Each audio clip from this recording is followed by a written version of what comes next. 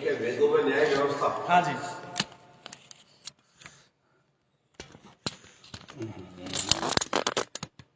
टूट न जाए।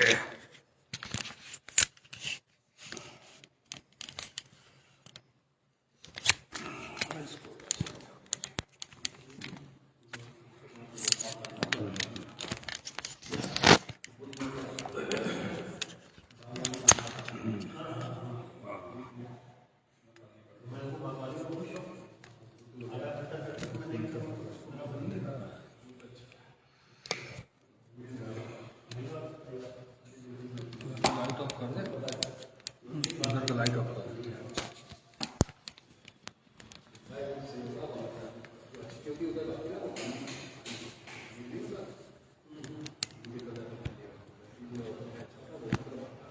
पौधों को पानी देना है।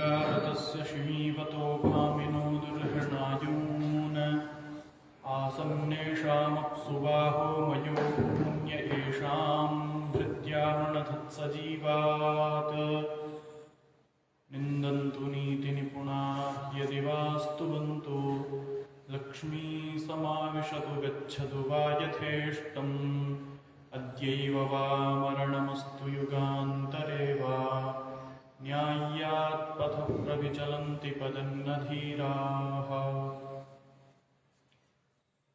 सभी के लिए वैदिक कक्षाओं में आज का विषय वेदों में न्याय व्यवस्था यह है। इस विषय पर चर्चा के लिए मैं आप सभी का स्वागत करता हूँ, आप सभी को प्रणाम करता हूँ। वेदों में अनेकों विषय हैं, हम सब वैदिक कक्षाओं में सुनते रहते हैं। वेदों में निरंतर विविध विषयों पर चर्चा हम लोग करते रहते हैं। आज ये एक नया विषय है, नया वस्तुतः नहीं है, पर आप किन्हीं किन्हीं मंत्रों के माध्यम से वेदों में जो न्याय व्यवस्था है, सत्यता की प्रतिष्ठा है, धर्म की प्रतिष्ठा है, उसके विषय में आप सुन चुके हैं। फिर भी आज जो न्याय व्यवस्था जो हम जानते हैं, आज की समाज में न्यायपालिका, न्याय विधि इत्यादि विषयों पर जो जो वेद के संकेत मिलते हैं, जो वेद में मूल वस्तुएं मिलती हैं, उन पर हम चर्चा करते हैं। तो सर्वप्रथम हम देखेंगे कि न्याय के लिए हमारे भाषा में एक शब्द प्रयुक्त होता है जिसे विधि जानते हैं। जो भी कानून की पढ़ाई करते हैं या कानून से जुड़े हुए लोग हैं, उन्हें विधि से जुड़ा हुआ लोग कहते हैं। तो विधि का जो शब्दार्थ है वह हम जानते हैं। विधि शब्द जो है वह संस्कृत व्याकरण के अनुसार वि उपसर्ग पूर्वक है और धा धातु है। धा धातु का अर्थ है धारण करना, और इसमें की प्रत्यय हुआ है, जिसका अर्थ यह होता है, विधि का अर्थ होता है करना, या विधि का अर्थ होता है अनुष्ठान करना, अभ्यास करना, कोई कृत्य, कर्म, कोई प्रणाली, कोई रीति, कोई पद्धति, कोई साधन, कोई ढंग, कोई नियम, न्याय, कानून या कोई तरीका इत्यादि कई अर्थ विधि के हो सकते हैं। तो विधि का जो एक अर्थ है कानून या नियम, वह हम विधि से लेते हैं। विधि का एक अर्थ ब्रह्मा भी होता है। जब हम कहते हैं कि विधि का विधान है, तो वहाँ विधि का अर्थ है ब्रह्मा या परमपिता परमेश्वर। वेदों में प्राप्त जो विश्व सृष्टि की प्रक्रिया है, उसके अवलोकन से यह ज्ञान होता है कि सर्वप्रथम ब्रह्मा ने अपनी महिमा से संपूर्ण विश्व सृष्टि की प्रक्रिया की। उसके संचालन और संरक्षण और नियंत्रण हेतु कुछ नियम बनाए हैं परमात्मा ने, जिन नियमों को हम विधि का विधान कहते हैं। वि उपसर्ग पूर्वक अगर धातु से, जो ऊपर हमने विधि की चर्चा में जो धातु प्रयुक्त की थी, उसी धातु से हम दूसरा एक प्रत्यय करेंगे, ल्युट प्रत्यय, उससे विधान शब्द जो है वो भी निष्पन्न होता है। और विधान का अर्थ होता है क्रम से रखना, व्यवस्थित रखना, नियोजन करना इत्यादि इत्यादि विधान का अर्थ। उसी विधान के अनुसार इस संसार के समस्त कार्य जो हैं वो सुपरिचित सुचारू रूप से चलते हैं। यह विधि का निर्माता, जो भी विधि का निर्माता है, अर्थात उस विधान का निर्माता और विधान को करने वाला, वह विधाता कहलाता है। लोक में तो कोई विधाता नहीं होता है, क्योंकि विधाता हम एक परमेश्वर को ही मानते हैं, परंतु उसके सदृश कार्य करने से, विधान के बनाने से हम तत्सदृश सम्मान देते हैं। जो भी विधान को बनाता है या सुचारू रूप से व्यवस्थाओं को चलाता है, उसको हम वह सम्मान प्राप्त कराते हैं। तो जो व्यक्ति विधि के उपयुक्त अर्थों को जानता है और विधि के उपयुक्त अर्थों को अपनाता है विधान के, उसको विधायक कहते हैं। और जो इन अर्थों के पालनार्थ समय समय पर निर्देश प्रदान करते हैं और उसकी किसी प्रकार की अवहेलना या अनुचित उसका उपयोग होने पर जो उचित और अनुचित को स्पष्ट करता है, उस संस्था को हम विधायिका संस्था के नाम से जानते हैं। तो यह हो गया हमारी न्याय व्यवस्था की जो सामान्य एक परिचय है। जैसे विधि को जानने वाले को हम विधिज्ञ कहते हैं, जिसको कानून जो जानता है उसको विधिज्ञ कहा जाता है हिंदी में। और जो विधि का प्रमाण सहित उदाहरण सहित उसकी व्याख्या करने वाला, वो अधिवक्ता कहलाता है, अर्थात वकील। और जो अनुपालन का निर्देश देने वाला, उचित और अनुचित का निर्णय करने वाला, वह निर्णायक, न्यायाधीश, न्यायमूर्ति इत्यादि शब्दों से व्यवहृत किया जाता है। विधि का जो पर्याय है वह न्याय है, एवं आचार विधि में न्याय शब्द जो है वह सबसे ज्यादा प्रचलित है। इसलिए जहां भी न्याय का कार्य होता है, ऐसे स्थान को न्यायालय और न्याय करने वाले को न्यायाधीश, न्यायमूर्ति इत्यादि शब्दों से हम लोग जानते हैं। न्याय जो होता है वह किसी न किसी नीति पर आधारित होता है। इसीलिए जब हम कभी भाषा में उपयुक्त करते हैं तो हम न्याय, नीति इन शब्दों को एक साथ जोड़ करके प्रयोग करते हैं। नीतियों का निर्धारण जो होता है वह देश, काल, परिस्थिति और पात्र के अनुसार होता है। अर्थात स्थान, उसका समय, वहां की परिस्थिति क्या है और किसके लिए न्याय किया जा रहा है, उसके अनुसार देखकर ही न्याय किया जाता है। नीति निर्धारण में जब भी हम नीतियों का निर्धारण करते हैं, वहां आचार का एक प्रमुख स्थान है।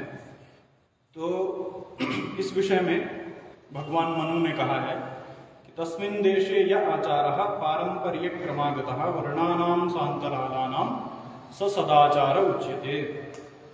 उन्होंने कहा है कि जो कुल परंपरागत आचार है उसका प्रमुख स्थान है। जिस देश में जो आचार विचार परंपरानुसार ब्राह्मण, क्षत्रिय, वैश्य, शूद्रादि वर्णों के लिए पहले से प्रचलित है, अर्थात नवनिर्मित नहीं है और कपोल कल्पित नहीं है, उस देश एवं वर्ण का वही कुल परंपरागत आचार सदाचार शब्द से व्यवहृत होता है। आचार को आगे परम धर्म कहा गया है और यहां तक कहा गया है कि यदि आचार से हीन कोई है तो उसको वेद भी पवित्र नहीं कर सकते हैं। तो वहां कहा है आचारः परमो धर्मः, आचार जो है वह परम धर्म है, वह प्रथम धर्म है। और आचारहीनम न पुनन्ति वेदाः, वेद भी उसको पवित्र नहीं करते हैं जो आचार से हीन है। इत्यादि शास्त्र वचन जो हैं वह हमारे मूल्यों की रक्षा करते हैं, हमारे सदाचार को सर्वोत्तम बताते हैं।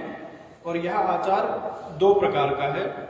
एक है शास्त्रीय आचार, जो शास्त्र के अनुसार हम उपयोग में लाते हैं, शास्त्र के अनुसार आचरण करते हैं, उसे शास्त्रीय आचार कहते हैं।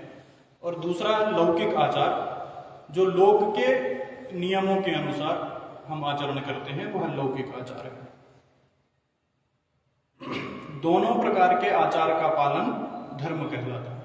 अर्थात यदि हम शास्त्रोक्त आचार का पालन नहीं करेंगे तो भी हम धर्म की श्रेणी में नहीं आ सकते, और यदि हम लोक में उपयुक्त जो आचार है उसका पालन नहीं करते तब भी हम धार्मिक की श्रेणी में नहीं आते। तो दोनों का पालन करना ही हमें धार्मिक की श्रेणी में लाता है। और आचार शब्द जो है वह धर्म शब्द से व्यवहृत होता है शास्त्रों में। शास्त्रों में आचार को धर्म कहा है, जैसे आचारः परमो धर्मः, अर्थात आचार परम धर्म है, आचार प्रथम धर्म है। तो आचार और धर्म वहां एक जैसे अर्थों को दिखाते हैं।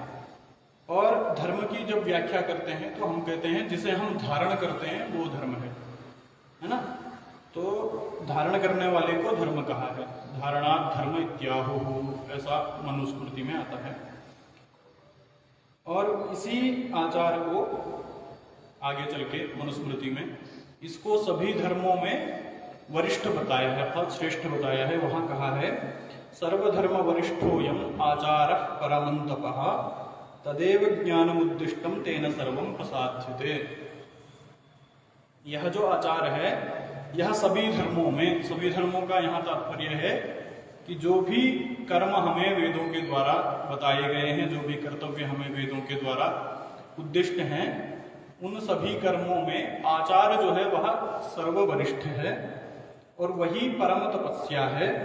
उसी को ही उद्दिष्ट करके यदि हम कोई कार्य करते हैं, धर्म को ही अपने मान्यता में रखकर कोई कार्य करते हैं, तो उससे ही सब प्रसिद्ध होता है, प्रसिद्ध अर्थात सिद्ध होता है।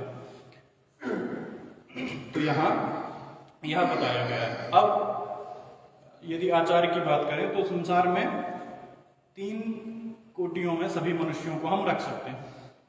पहले होते हैं सारग्राही, दूसरे होते हैं भारवाही और तीसरे होते हैं जिज्ञासु। तो सारग्राही वो होते हैं जो अत्यंत अल्प है, अर्थात उस कोटि के मनुष्य जो हैं वो मिलना बहुत ही मुश्किल है, जैसे ऋषि और मुनि, इन 2 को हम सारग्राही में रख सकते हैं। अर्थात वो सार को ग्रहण करते हैं, मंत्र सूक्त आदियों का दर्शन करने वाले ऋषि या दर्शनों के शास्त्रों का प्रवचन करने वाले मुनि, ऐसे मनुष्य वो सारग्राही के रूप में जाने जाते हैं। दूसरे होते हैं भारवाही, अर्थात भार को वहन करने वाले।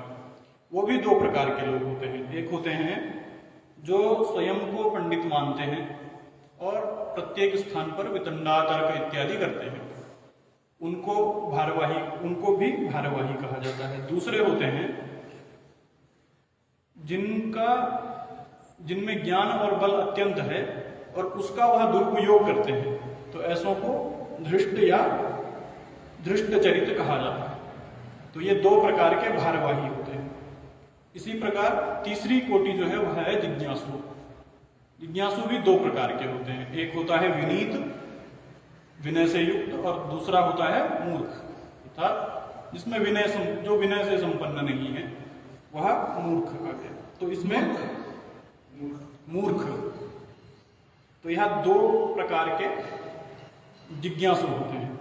इनमें जो विनीत एक कोटि है जिज्ञासुओं की, उसी के लिए ही सभी शास्त्रों का विधान किया गया है।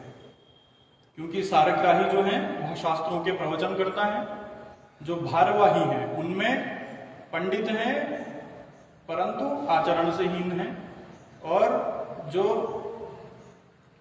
तीसरी कोटि है जिज्ञासु अर्थात जानने की इच्छा वाली जो कोटि है, उसमें एक विनीत है और दूसरा मूर्ख है। तो शास्त्रों में कहा गया है कि विद्या किसको देनी चाहिए, जो विनय से संपन्न हो।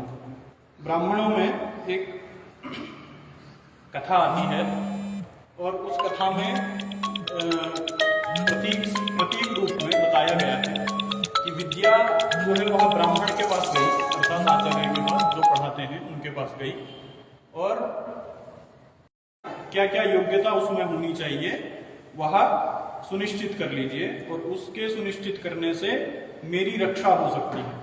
वहां उल्लेख आता है विद्या हवै ब्राह्मणमा जगामा गोपायमा शेवदिष्टेहमस्मि।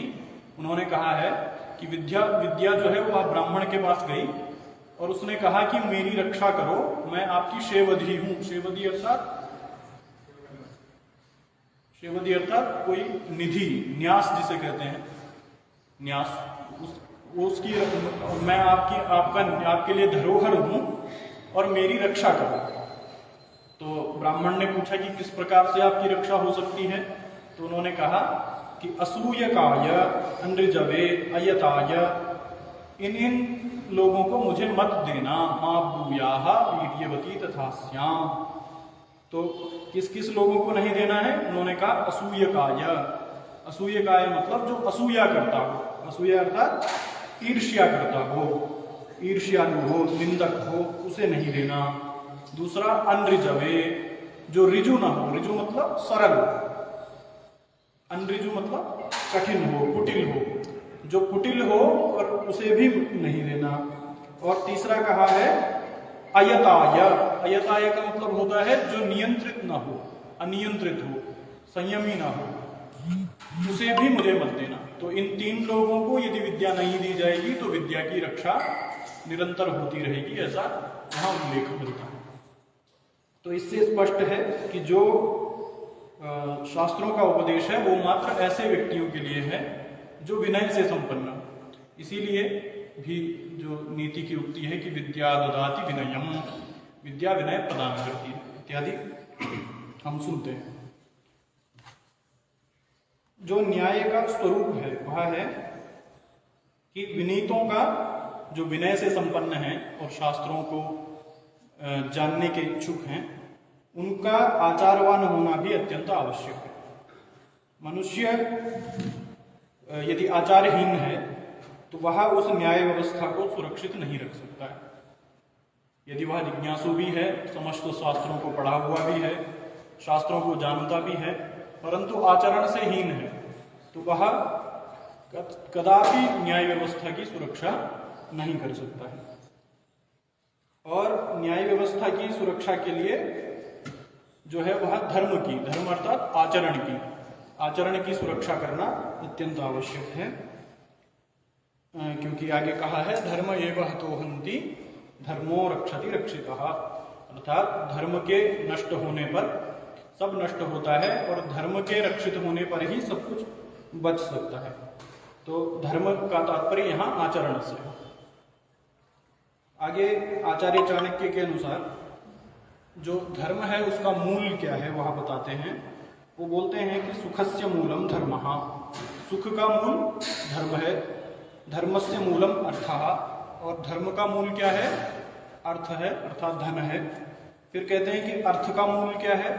अर्थस्य मूलम राज्यम, अर्थ का मूल राज्य है। फिर कहते हैं कि राज्यस्य मूलम किम, अर्थात राज्य का क्या मूल है? तो कहते हैं राज्यस्य मूलम इंद्रिय जयः, इंद्रियों पर विजय करने वाला। फिर कहते हैं कि इंद्रिय जय का मूल क्या है, अर्थात इंद्रिय जयी कैसे हुआ जा सकता है या इंद्रियों पर विजय कैसे प्राप्त की जा सकती है। आगे बताते हैं इंद्रिय विजयस्य मूलम विनयः, अर्थात विनीत होना, विनय से संपन्न होना ही इंद्रियों पर विजय प्राप्त कराता है। तो इस प्रकार से सभी का मूल जो है वह विनय संपन्न होना ही है। तो किसी भी राष्ट्र को यदि व्यवस्थित करें या सुचारू रूप से उसका संचालन करें, उसके लिए आचार और नीति का होना अत्यंत आवश्यक है। नीति की शिक्षा में जो है वह सामाजिक, राष्ट्रीय और विश्व के सभी जनों के कल्याण की नीति विषय समाहित होते हैं। परंतु जो आचार्य की शिक्षा है ये दोनों विषय एक ही लगते हैं। जैसे हम बोलते हैं ना सदाचार की शिक्षा या नीति की शिक्षा, नैतिक शिक्षा, ये हैं तो दोनों विषय समान ही लगते हैं। यदि थोड़ा ऊपर से ही सोचा जाए तो नैतिक शिक्षा और सदाचार की शिक्षा ये एक जैसा विषय लगता है। हम बोलते हैं कि बालकों को सदाचार सिखा रहे हैं या बालकों को नैतिक शिक्षा पढ़ा रहे हैं, तो उसका मतलब लोग समझते हैं कि एक ही विषय को पढ़ा रहे हैं। पर उसमें एक छोटा सा भेद है, वह यह है कि सदाचार होता है आत्मिक उन्नति के लिए, अपने लिए, और जो नैतिक शिक्षा अर्थात नीति की जो शिक्षा होती है वह होती है समाज के लिए, राष्ट्र के लिए और पूरे विश्व के लिए। तो ये इसमें थोड़ा भेद है। इस विषय पर जो नैतिक शिक्षा है और सदाचार है। इन दोनों विषयों पर वेद में बहुत सामग्री उपलब्ध है। बहुत सारे मंत्र ऐसे हैं जो हमें नैतिक शिक्षाओं को और सदाचार को सिखाते हैं, उनका निर्देश करते हैं। तो वही आपके सामने कुछ विषय रखूंगा। इसमें सर्वप्रथम नीति की शिक्षा जो है, नीति शिक्षा जो है वह जीवन के बहुत व्यापक स्वरूप को प्रकट करती है। जैसे मनुष्य अपनत्व या परत्व, पराया, सजातीय, विजातीय, शत्रु मित्र, परिचित अपरिचित इत्यादि से किस प्रकार व्यवहार करें, इसकी शिक्षा जो है वह नीति शिक्षा देती है। समाज और राष्ट्र की उन्नति के क्या साधन हैं, जीवन की क्या उपयोगिता है, बाह्य और आंतरिक शत्रुओं के प्रति किस प्रकार का व्यवहार रखा जाए, अनर्थकारी जो प्रवृत्तियां हैं मनुष्य की उनको किस प्रकार से रोका जाए, व्यक्ति का विश्व शांति में, विश्व बंधुत्व में या विश्व की संस्कृति के उत्थान में क्या उपयोग हो सकता है, वह विषय, ये सभी विषय जो है वह नीति शिक्षा के अंतर्गत आते हैं। और इन्हीं समस्त विषयों का उल्लेख आपको संविधान में प्राप्त होता है। जो भी किसी भी राष्ट्र का संविधान है वह इन्हीं विषयों को समाहित करता है अपने में। इन्हीं विविध नीतियों के संकलन को संविधान कहा जाता है। यदि हम संविधान इस शब्द को व्याख्यायित करें तो वह ऐसे व्याख्या होगा कि सम्यक विधीयन्ते सर्वाणि उचितानि कर्माणि येन शास्त्रेण तत्संविधानम्। जिस भी शास्त्र से सम्यक प्रकार से सभी उचित कर्मों का विधान किया जा रहा है उस शास्त्र को हम संविधान के नाम से जानेंगे। अर्थात सम मतलब सम्यक, अच्छी प्रकार से, विधान मतलब विधान करना है, विधान करता है किसका, सभी उचित कर्मों का जो विधान करता है अच्छी प्रकार से, उस शास्त्र को हम संविधान के नाम से जानते हैं। अगर इस परिभाषा को माना जाए तो संविधान क्या हो गया, वह आचार और नीति का सैद्धांतिक ज्ञान प्रदान करने वाला एक शास्त्र हो गया। इन नीतियों को, यदि नीति को हम विभाजित करें तो नीति 3 प्रकार से विभाजित हो सकती है। पहली है धर्म नीति, दूसरी राजनीति और तीसरी विज्ञान नीति। जो धर्म नीति है वह मानव के कर्तव्य और अधिकारों की चर्चा करती है। जो राजनीति है वह चर्चा करती है शत्रुओं के दमन की और अपने राष्ट्र की उन्नति की चर्चा करती है, उसे कहते हैं राजनीति। तीसरा विज्ञान नीति वह है जहां आध्यात्मिक विषयों की चर्चा होती है, उसे विज्ञान नीति कहा जाता है। तो ये 3 प्रकार की नीतियां हैं। इसमें जो राजनीति है उस राजनीति के विषय में अनेक शास्त्रों में उल्लेख मिलता है। वहाँ महाकवि माघ एक हैं, उन्होंने शिशुपाल वध जो महाकाव्य है उसमें कहा है आत्मोदय परग्लानिर द्वयम नीति रीति। उन्होंने नीति के 2 पक्ष बताए हैं। एक है आत्मोदय अर्थात अपनी उन्नति, और दूसरा बताया परग्लानि। परग्लानि मतलब शत्रुओं का विनाश। तो 2 प्रकार की ये नीतियां हैं। इसमें जो यदि उदाहरण स्वरूप आप, यह नीति का जो लक्षण है यह सामान्यतया भी समाज में देखा जाता है। आत्मग्लानि या आत्मोदय या परग्लानि, ये 2 प्रकार से देखा जाता है। जैसे यदि आपके सामने, एक उदाहरण से समझते हैं, आपके सामने कोई समान नाप के 2 डंडे आपके सामने उपस्थित रख दे और कहे कि इसमें से किसी एक को छोटा या बड़ा कर दे, तो इस कार्य करने के लिए हम 2 विधियों का आश्रय ले सकते हैं। एक, उन दोनों डंडों में से किसी एक डंडे में कोई बाहर से एक डंडा ला करके जोड़ के एक को बड़ा बना सकते हैं, या फिर उनमें से किसी एक डंडे को तोड़ करके उसे छोटा, दूसरे को बड़ा बना सकते हैं।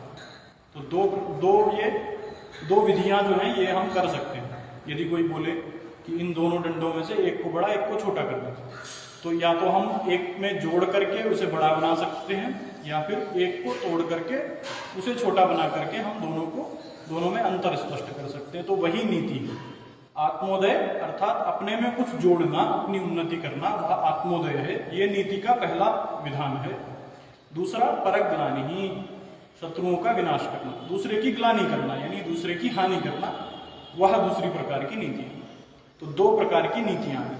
अब यदि इसमें कहा जाए कि नीति का कौन सा प्रकार जो है वह सभी उपयोग में लेना चाहेंगे, तो सभी कहेंगे कि जो पहला प्रकार है अर्थात आत्मोदय, अपनी उन्नति करें, किसी दूसरे की हानि ना करें, इस प्रकार की नीति को सभी लोग अपनाना चाहेंगे। संपूर्ण विश्व यही अपनाना चाहेगा कि हम अपनी उन्नति करें, दूसरे की हानि ना करें। तो इसी को ही शास्त्रों में बताया गया है कि अपनी उन्नति पर ही प्रधानता रखनी चाहिए, मुख्यतया अपनी ही उन्नति पर ध्यान केंद्रित करके हमें कार्य करने चाहिए, दूसरे का नुकसान नहीं करना चाहिए। तो आप इसी को ही शास्त्रों में आत्मवत् सर्वभूतेषु यह पश्यति स पंडिता इत्यादि नीतियों के इत्यादि वाक्यों के द्वारा बताया गया है कि वहाँ धर्म की परिभाषा की गई है कि धर्म को कैसे बताते हैं। महाभारत में कहा है श्रूयताम धर्म सर्वस्वं शुक्त्वा चैवावधार्यताम आत्मनः प्रतिकूलानि परेशान न समाचरेत, कि धर्म का सर्वस्व यदि जानना है तो वह ये है कि जो हमारे लिए प्रतिकूल है, जो हमको अनुचित लगता है, वह दूसरे के साथ नहीं करना चाहिए कभी, वह ही धर्म का स्वरूप है। तो इस प्रकार से अपनी उन्नति पर विशेष ध्यान केंद्रित करके, दूसरे की हानि पर ध्यान न केंद्रित करके हम नीतियों का अच्छे से पालन कर सकते हैं और उससे विश्व की उन्नति का साधन भी बना सकते हैं। तो इस प्रकार से यह नीति की शिक्षाएं वेद में इस प्रकार से उपलब्ध होती हैं। इसके बाद वेदों में जो विधि व्यवस्था की गई है, न्याय व्यवस्था, वह इस प्रकार से कि सर्वप्रथम वहाँ वेदों में इसी आचरण को ध्यान में रखते हुए प्रार्थनाएं की गई कि जो भी अशुभ लक्षण हैं, जो भी दुर्गुण हैं, उनको हमसे दूर करके जो भी सद्गुण हैं या अच्छे लक्षण हैं वहाँ हमें प्राप्त कराई। तो ऋग्वेद का मंत्र है विश्वानि देव सवितर दुरितानि परासुव यद्भद्रं तन्न आसुव, यह मंत्र है। यह कहता है कि जितने भी संसार भर के जो भी दुर्गुण दुर्व्यसन मुझ में हैं वह मुझसे दूर कराइए, और जो भी भद्र है, जो भी कल्याणकारी है, वह सब हमें प्राप्त कराइए। इस प्रकार की प्रार्थना ईश्वर से करते हैं। इसके बाद पुरुषार्थ से अर्थात परिश्रम से सभी सांसारिक सुखों का और सफलताओं को प्राप्त करने का निर्देश प्राप्त होता है। अर्थात कोई भी गलत तरीके से धन न कमाने का भी एक उपदेश प्राप्त होता है। वेद में अथर्ववेद में कहा है कृतम में दक्षिणे हस्ते जयो में सव्याहितः, अर्थात मेरे दाहिने हाथ में पुरुषार्थ है और बाएं हाथ में विजय है। अर्थात ये दोनों जो हैं एक साथ चलते हैं। यदि मैं कोई कर्म पुरुषार्थ से करूंगा तो विजय निश्चित ही है, यह इस मंत्र का आशय है। और आगे कहा है कि मैं कैसा हो जाऊं, कहते हैं मैं गाय, अश्वधन और सुवर्ण आदि द्रव्यों को जीतने वाला हो जाऊं। इस प्रकार की कामना मंत्रों में की गई है। इसके साथ साथ कुछ अन्य उपाय और संसाधनों की चर्चा भी वहाँ की गई है। वहाँ बताया है कि सम्राटस्य शुराणाम ककुन मनुष्याणाम देवानाम अर्धभागसि त्वमेक विश्वोऽभव। इस संसार में सर्वश्रेष्ठ होकर के जीवन व्यतीत करने के 3 उपाय बताए। पहला सम्राटस्य शुराणाम, असुरों का सम्राट होना है। सम्राट अर्थात उनको दमन करने वाला, असुरों को दमन करने वाला पहला प्रकार ये है। दूसरा है ककुन मनुष्याणाम, मनुष्यों में अग्रगामी होना, मनुष्यों में अग्रगण्य होना, यह दूसरा है। तीसरा है देवानाम अर्धभागसी, देवों के आधा भाग भोगना, अर्थात जितना देव भोगते हैं ऐश्वर्य, उस ऐश्वर्य का आधा ऐश्वर्य हमको भोगना है। इस प्रकार से 3 विधान जो है वह संसार में सर्वश्रेष्ठ होकर के जीवन जीने के बताए गए। आगे जो दूषित तत्व हैं समाज में, जिनके द्वारा समाज में विघटन उत्पन्न होता है, ऐसे व्यक्तियों को दंड देने का भी विधान वेद में कहा है। उसमें वेद में आराधरातिम निर्वृतिम परोग्राहिम क्रव्यादक पिशाचान इत्यादि मंत्र एक प्राप्त होता है। उनमें कुछ तत्वों का निर्देश है। उसमें से कुछ तत्व जो है वह व्यक्तिगत जीवन से संबंध है और कुछ समाज से। जैसे शत्रु दुर्गति और रोग, ये तीन जो है वह व्यक्ति से संबंध है। और क्रव्याद, पिशाच और राक्षस, ये तीन जो है वह समाज से संबंधित है। तो इन सभी अहितकर तत्वों को अंधकार की तरह नष्ट करना, यह मंत्र में कहा है। मंत्र का कथन इस प्रकार से है कि सभी दोषों को इसी प्रकार नष्ट करें जैसे प्रकाश अंधकार को नष्ट करता है। कैसे कर सकते हैं? जो अराती है, अराती को जो शत्रु है हमारा, उसको हम अपने उत्साह से नष्ट कर सकते हैं। जो दुर्गति है या कष्टमय जीवन है, उसको हम अपने पुरुषार्थ से नष्ट कर सकते हैं। जो रोग है, जो व्यक्ति के संबंध में तीन बताए थे, एक शत्रु, एक दुर्गति और तीसरा रोग, ये तीन बताए थे व्यक्ति के संबंध में। तो उनको कैसे नष्ट किया जा सकता है? पहले शत्रु को अपने उत्साह से नष्ट किया जा सकता है, रोगों को नियमों के पालन से नष्ट किया जा सकता है, अर्थात हम नियमित जीवन जिएंगे तो रोग होंगे ही नहीं, या कोई रोग होगा भी तो नियमों के पालन से वह रोग भी समाप्त हो जाएगा। तीसरा दुर्गति, दुर्गति को कैसे नष्ट कर सकते हैं? पुरुषार्थ से जीवन जीने से हम अपने कष्टमय जीवन को या दुर्गति, जो जीवन में कष्ट उत्पन्न हो गए हैं, उनको नष्ट किया जा सकता है। इसके पश्चात जो तीन सामाजिक बुराइयां हम बताई थी, एक क्रव्याद, पिशाच और राक्षस। क्रव्याद का मतलब है या किसी और प्रकार से उनको भगा करके, और जो मांसाहारी हैं उनको सामाजिक बहिष्कार से या उपदेश से, दुष्टों, पापियों और अत्याचारियों को कठोर दंड से उनका संयमन कर सकते हैं, उनको नियमित रख सकते हैं। तो समाज और राष्ट्र की समृद्धि के लिए ऐसे दूषित तत्वों को नष्ट करना अत्यंत आवश्यक है, ऐसा वेद में विधान कहा गया है। दुष्टों के भी दो रूप बताए हैं वेद में, एक है प्रकट और एक है गुप्त। प्रकट जो दुष्टता है वह इस प्रकार से है, जो आपको समाज में सामने दिखती है, अर्थात किसी को मारना, पीटना, लूटना इत्यादि। और गुप्त दुष्टता वह है जो दिखती नहीं है समाज में, और उसकी हानि जो है वह बहुत ज़्यादा होती है, जैसे घूसखोरी, भ्रष्टाचार इत्यादि, उससे बहुत व्यक्तियों की हानि होती है। तो वेद में बताया है कि जो गुप्त दुष्ट है उसका विनाश हो, ऐसा मरुत देवता से प्रार्थना करते हैं। वहाँ कहते हैं योनो मर्तो मरुतो दुर्घणायु तिरश्चित्तानि वसवो जिघांसति, अर्थात हे मरुतदेव, जो छुपकर हानि पहुंचाने वाले और दुर्भावना से ग्रस्त ऐसे प्रच्छन्न दुष्ट हैं, उनको कठिन से कठिन दंड दे करके उनको उनकी सुधारणा करो, उनको सुधारो इत्यादि वेद में बताया गया। आगे उनको समाज का शत्रु कहा गया है वेद, और उसका उपदेश वेद में ये उपदेश है कि इस संसार में यदि रहना है, जितने भी वर्ष जीने की इच्छा हमारी है, वह कर्मों को करते हुए ही करनी चाहिए।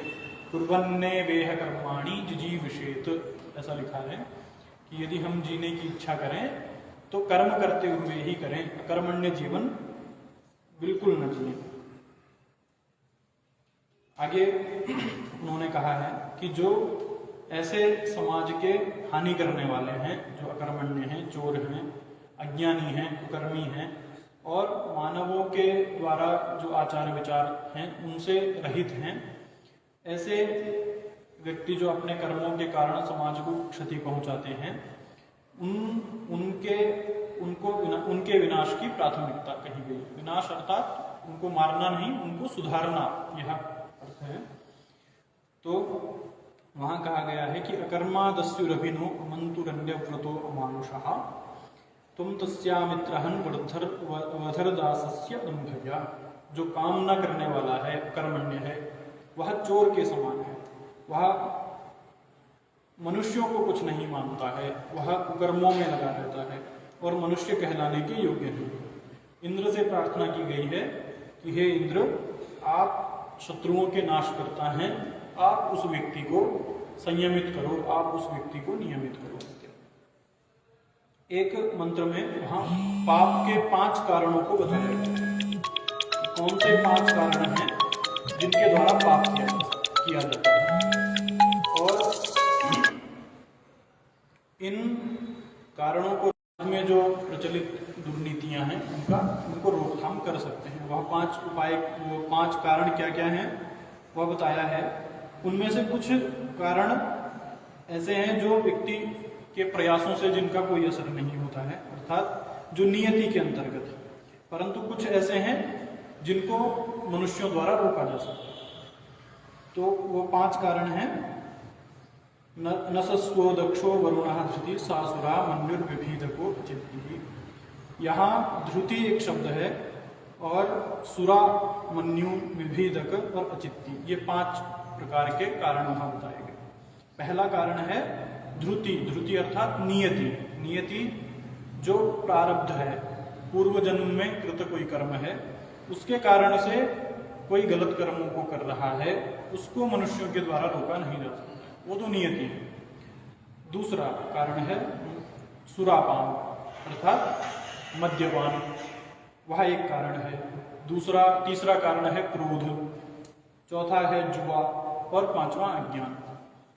जो अंतिम 4 कारण हैं अर्थात सुरा, क्रोध, जुआ और अज्ञान, ये 4 कारण मनुष्यों के द्वारा रोके जा सकते हैं। यदि इन पर रोकथाम की जाए तो समाज में जो व्याप्त बुराइयां हैं उन पर नियंत्रण किया जा सकता है, यह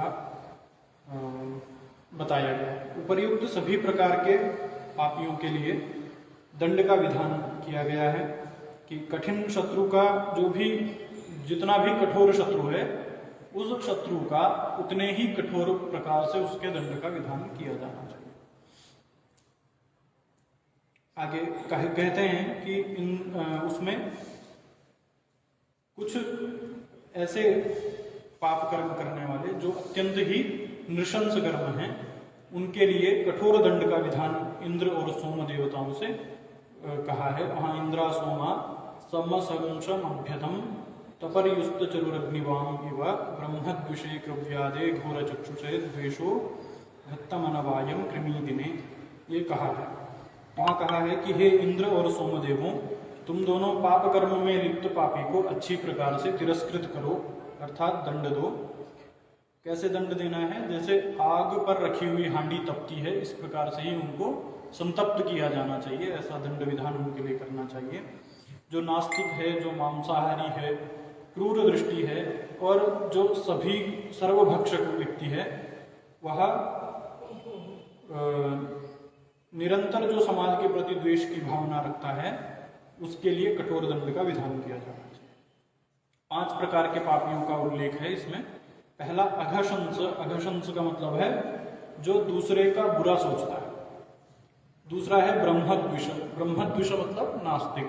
नास्तिक अर्थात ज्ञान का विद्वेषी, जो भी ज्ञानी है या ज्ञान है उससे द्वेष रखने वाला, वह ब्रह्मद्विष कहा जाता है।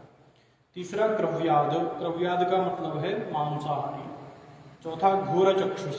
घोर चक्षुष का मतलब है बुरी दृष्टि से देखने वाला। और 5वां है कृमि दिन। कृमि दिन का मतलब होता है सर्वभक्षी, जो भक्ष्य और अभक्ष्य का विचार नहीं करता है, ऐसा व्यक्ति। तो ये सभी कुत्सित कर्म में लिप्त रहने के कारण सभी आचारहीन हैं और इनके लिए यदि समाज और राष्ट्र में दंड का विधान हो तो समाज और राष्ट्र उन्नति करेंगे। छांदोग्योपनिषद में नमे स्तेनो जनपदे न कदर्यो न मद्यपः इत्यादि उदाहरण आता है। वहाँ राजा घोषणा करते हैं कि मेरे राज्य में कोई चोर नहीं है, कोई सुरापान नहीं करता है, कोई मांसाहार नहीं करता है, कोई व्यभिचार में लिप्त नहीं है, इत्यादि घोषणाएं राजा अश्वघोष के द्वारा की जाती हैं। और इससे हमें ज्ञात होता है कि हमारे देश में एक समय पर आचार की इतनी महत्ता थी कि सभी राजा यह घोषणाएं करते थे कि मेरे राज्य में कोई भी अनाचारी पुरुष किसी भी प्रकार से वह रहता ही नहीं है, उसका यहाँ निवास ही नहीं है। कोई भी अनाहिताग्नि, वहाँ एक शब्द और कहा है कि जिसने अग्नि को आहित नहीं किया है। अग्नि का आधान करना मतलब जिसने जो नित्य अग्निहोत्र नहीं करता है, ऐसा कोई व्यक्ति मेरे राज्य में उपस्थित नहीं है। अर्थात वह सभी जो राज्य में उपस्थित हैं वह सभी सदाचारी हैं, सभी धार्मिक हैं, सभी उन्नति को प्राप्त करने वाले हैं और उन्हीं व्यक्तियों से मिलकर के किसी राज्य की उन्नति होती है। तो यह बताया गया है। वेद के मंत्रों में चोरों का भी बहुत प्रकार बताए हैं। यजुर्वेद में 7 प्रकार के चोरों का उल्लेख है, वहाँ बताया है। पहला स्तेन है। स्तेन मतलब जो घर में सेंध करके चोरी करते हैं वो स्तेन कहलाते हैं। दूसरे स्तायु हैं, जो रात और दिन चोरी करते हैं, अर्थात अज्ञान के वशीभूत होकर के दिन और रात चोरी करते हैं, ऐसा स्तायु कहलाता है। तीसरा तस्कर है, जो प्रकट रूप से चोरी करता है, वो तस्कर है, जो आज भी समाज में चलता है कि ये तस्करी कर रहा है इत्यादि, उसको तस्कर कहा है। चौथा मुष्णन्तः, खेत में धान चुराने वाले को मुष्णन्तः कहा है। पांचवा निचेरव, जो चुराने की इच्छा से निरंतर विचरण करने वाले लोग हैं, रेकी करते हैं, ऐसे लोगों को निचेरव कहा है। और परिचर कहते हैं, जो बाजार और ऐसे स्थान जहां लोग अपने व्यवसाय के लिए जाते हैं, उन स्थानों में चोरी की इच्छा से घूमने वाले, उनको निचेरव कहा है। और पांचवा कुलुंच। कुलुंच कहते हैं जो खेत और घरों के जो अन्न के स्थान हैं, ऐसे स्थानों को लूट लेने वाले, उनको कुलुंच कहा है। तो ये 7 प्रकार के चोरों का वहाँ उल्लेख है और इनको दंड देने का भी विधान मंत्रों में किया गया है। आगे, यदि कोई पशु की हत्या करता है, गो हत्या करता है, अश्वों की हत्या करता है, मनुष्यों की, या किसी भी प्रकार के ऐसे पशु जो हमारे लिए या समस्त जीव जगत के लिए उपयोगी हैं, समस्त ही जीव उपयोगी हैं, उन्हीं से ही यह जीव विविधता से संसार बचा हुआ है, आधार है जीव। तो जीवों की हत्या करने वाले को कठिन दंड का विधान अथर्ववेद में कहा है। वहाँ कहा है, यदि नो गाम हंसी यद्यश्वम यदि पुरुषम तन्वा सीसेन विद्याम। जो भी अश्वों की, गायों की या अन्य पशुओं की, पुरुषों की हत्या करता है, उसको सीसे से बींधना चाहिए, सीसे के गोली से उसको बींधना चाहिए, ऐसा वहाँ विधान किया गया। आगे,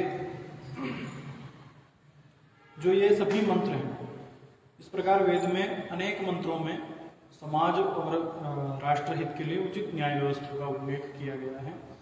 और इन्हीं मंत्र वाक्यों पर आधारित विविध शास्त्र बने हैं, जिनको हम धर्मशास्त्र और नीति शास्त्र के नाम से जानते हैं। ये सभी शास्त्र जो हैं, इनका मूल वेद है और वेद मूलक होने के कारण ही ये सभी के द्वारा मान्य हैं, सभी इनको मानते हैं और सभी इनके प्रति श्रद्धा भी रखते हैं। धर्म से संबंधित सभी विषयों का विस्तृत विवेचन धर्मशास्त्र में किया गया है। वहाँ देश काल परिस्थिति के अनुसार भी उचित दंड देने का विधान किया गया है। धर्मशास्त्रों में यहाँ तक विधान है कि जो जितना योग्य है उसको उतना ही कठोर दंड देने का वहाँ विधान है। जैसे कोई अज्ञानी, कोई अज्ञान में रह करके जिसको जानकारी नहीं है और उसने कोई अपराध किया है, उसको कम दंड का विधान है। परंतु जो शास्त्रों को पढ़ करके और वह कोई अपराध करता है, उसको अधिक दंड देने का विधान धर्मशास्त्रों में कहा गया है। आगे इन्हीं शास्त्रों में, धर्मशास्त्रों में बताया गया है कि किस प्रकार के अपराध को कितना, कैसा और क्या दंड देना चाहिए। न्यायकर्ता जो है वह, उसका स्वरूप कैसा होना चाहिए, न्याय का स्वरूप कैसा होना चाहिए, इस प्रकार की समस्त चर्चाएं धर्मशास्त्रों में की गई हैं। उन्हीं सभी ग्रंथों का आश्रय लेकर के हमें अपनी विधि की व्यवस्था करनी चाहिए। जो हमारा अब का संविधान हमारे पास है, भारत का संविधान, उस संविधान में आपको याज्ञवल्क्य स्मृति, जो शुक्र नीति है, विदुर नीति है, इत्यादि अनेक ग्रंथों के वहाँ उद्धरण मिलेंगे। अनेक ग्रंथों के संकेत वहाँ प्राप्त होते हैं कि उन ग्रंथों से वहाँ उल्लेख लिया गया है, उन ग्रंथों की विधि का जो विधान है वह वहाँ किया गया है। अब यदि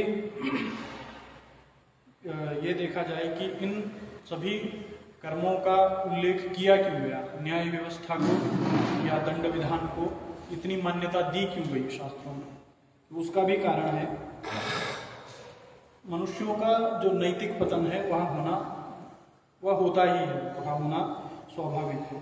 शतपथ ब्राह्मण में एक वाक्य आता है, वहाँ लिखा है कि नैव देवा अतिक्रामन्ति न पितरो न पशवो मनुष्या एवैकम अतिक्रामन्ति, कि जो अतिक्रमण मतलब जो परमात्मा द्वारा किया गया विधान है, उस विधान को देवा न अतिक्रामन्ति, देव उसका अतिक्रमण नहीं करते हैं, न पितरहा, पितृगण भी उसका अतिक्रमण नहीं करते हैं, न पशवहा, पशु भी उसका अतिक्रमण नहीं करते हैं, मनुष्य एवैके अतिक्रामन्ति, केवल मनुष्य ही है जो उस विधान का अतिक्रमण करता है, ऐसा शतपथ ब्राह्मण में उल्लेख मिलता है। तो सृष्टिकर्ता की आज्ञा का उल्लंघन करना वह मनुष्य का स्वाभाविक कर्म है, और उसी स्वाभाविक कर्म के चलते हुए अपराध होते हैं, और उन्हीं अपराधों को जो है रोकने के लिए दंड विधान या न्याय विधान किया है। तो ये समस्त संविधान केवल मनुष्यों के लिए है, मानवों के लिए है। इस प्रकार से जो अभी संविधान का जो स्वरूप हमें प्राप्त होता है, उस संविधान के स्वरूप में जो पूर्व पीठिका है वह आप देखते हैं, उस पूर्व पीठिका में वेद के कुछ संदेश प्राप्त होते हैं। वहाँ स्वतंत्रता, न्याय इत्यादि विषयों का उल्लेख वहाँ किया गया है कि सभी प्राणियों को स्वतंत्रता होनी चाहिए, समान अधिकार होने चाहिए, समान रूप से सभी के लिए न्याय की बात होनी चाहिए। वह सभी बातें वेद मंत्रों के माध्यम से स्पष्ट होती है। ऋग्वेद में एक सूक्त आता है संगच्छध्वम संबोधध्वम, जिसे हम संज्ञान सूक्त के नाम से जानते हैं। उस सूक्त में ऐसी चर्चाएं की गई हैं कि हम सभी समान रूप से किसी भी प्रकार से ऊंच नीच का कोई भाव न रख करके सभी समान रूप से चलें, सभी की वाणी एक जैसी हो, सभी एक जैसा आचरण करें, और सभी का जो उन्नति हो वह भी एक प्रकार से हो, वह उन वेद मंत्रों में उल्लेख मिलता है। तो वेदों में समानता का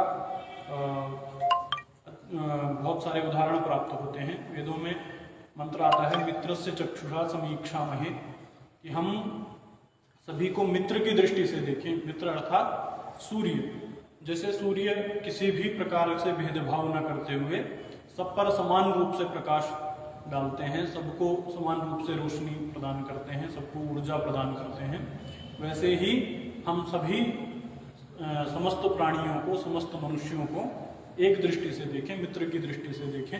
इस प्रकार के समानता के भाव वेद मंत्रों में प्राप्त होते हैं। न्याय के लिए, जिसको जस्टिस कहते हैं आज इंग्लिश में या आज की भाषा में, वहाँ प्रस्तावना में सामाजिक, आर्थिक और राजनीतिक न्याय का विचार मिलता है।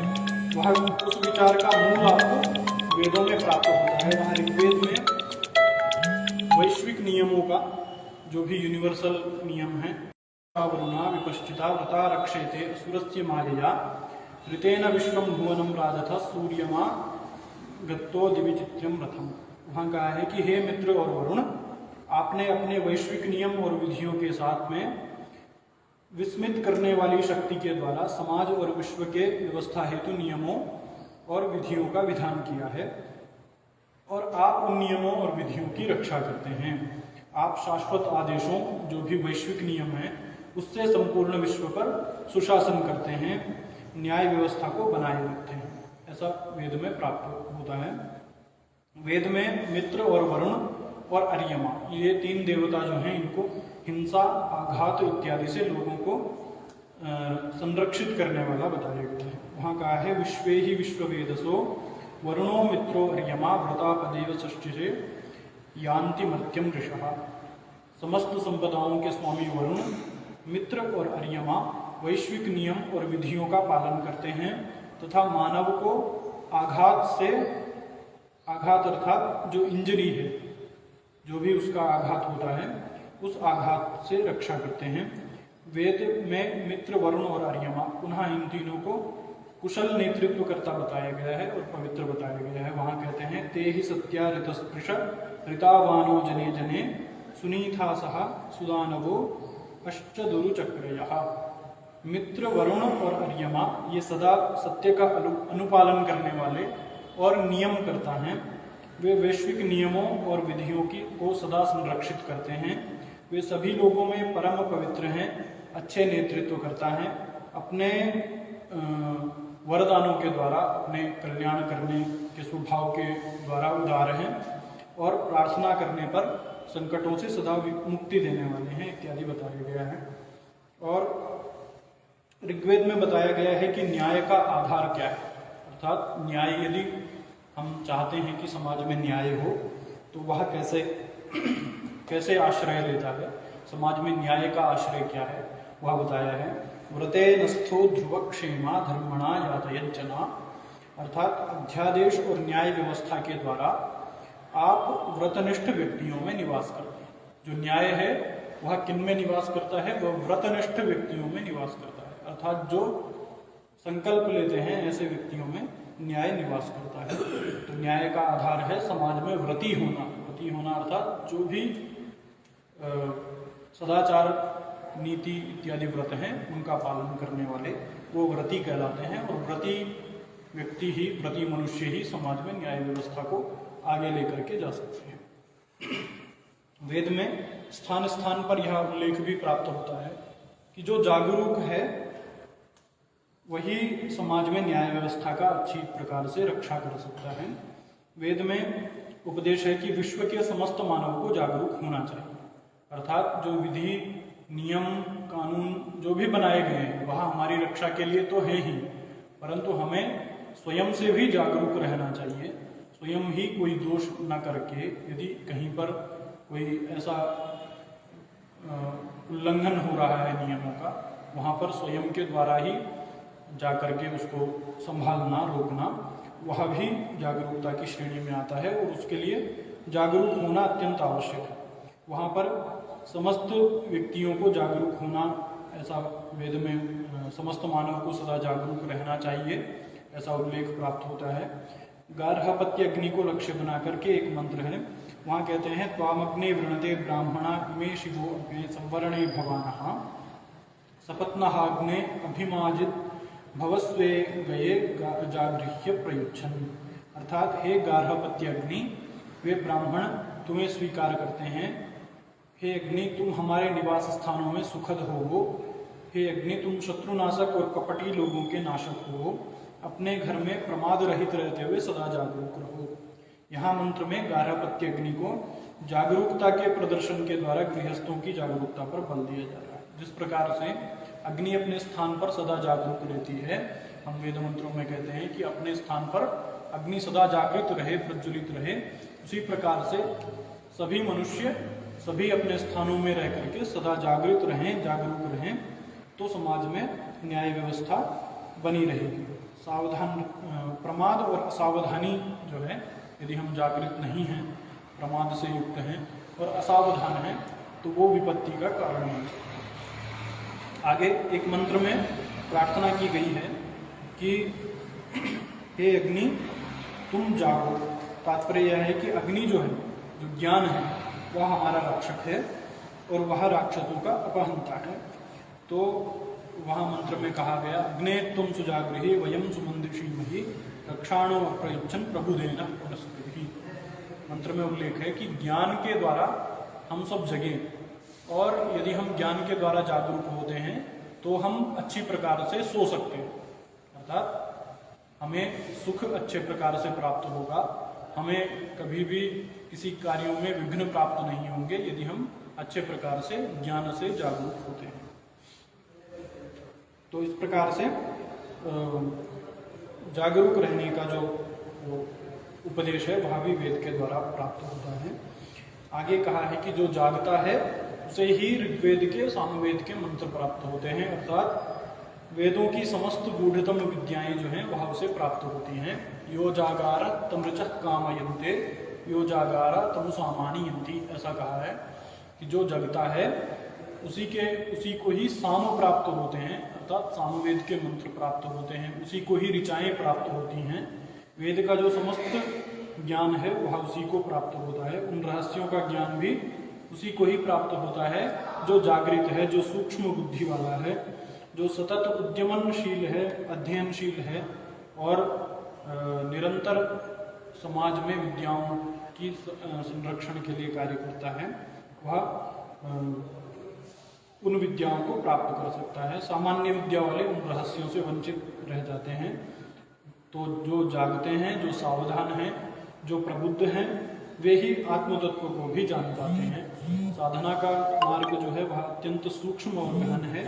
जो असावधानी करता है वह अपने लक्ष्य से भटक जाता है और लक्ष्य से भटकने से महती विनष्टि ही, ऐसा उपनिषद में कहा है कि ये ही एकमात्र अवसर है, यदि इस अवसर से चूके तो महान विनाश इसको समझना चाहिए, ऐसा उपनिषदों में कहा है। और सावधानी और सतत जागरूकता से ही इस मार्ग पर चला जा सकता है। तो वेदों में उक्त जो न्याय व्यवस्था है उसका आधार सदाचार, नीति युक्त मार्ग का पालन करना, और जो सदाचार और नीति युक्त मार्ग पर नहीं चलते हैं उनके लिए कठोर दंड व्यवस्था का विधान। न्याय की जो परिभाषाएं हैं वह सभी को समान देखना, सभी के लिए समान आचरण होना, और व्यक्ति सभी नियमों के रहते हुए भी, यदि नियम भी हैं तब भी व्यक्तियों का स्वयं से जागृत होना, यह ही समस्त न्याय व्यवस्था का आधार है। और यदि इसी आधार को मान करके हम अपना आचरण करते हैं तो समाज में जो न्याय व्यवस्था है उसका सही प्रकार से पालन हो सकेगा। नहीं तो न्याय व्यवस्था को ताक पर रखते हुए बहुत लोग आज मनमाना आचरण भी करते हैं। तो उन सभी मनमाने आचरणों को यदि हमें रोकना है तो उसके लिए वेद विद्या का, उस धर्म का, सदाचार का और सभी को समान रूप से देखने का जो एक दर्शन है वह उसको समझना पड़ेगा। तो उसी समझने के लिए ही वेद विद्या का निरंतर अभ्यास, निरंतर उस दर्शन को समझना आवश्यक है। तो आप सभी के समक्ष यह चर्चा रखी कि किस प्रकार से न्याय व्यवस्था का उल्लेख वेदों में प्राप्त होता है और न्याय व्यवस्था के मुख्य सूत्र जो है वेद में वह क्या है। तो यही एक विषय आज का था। अगली चर्चा में किसी और विषय के साथ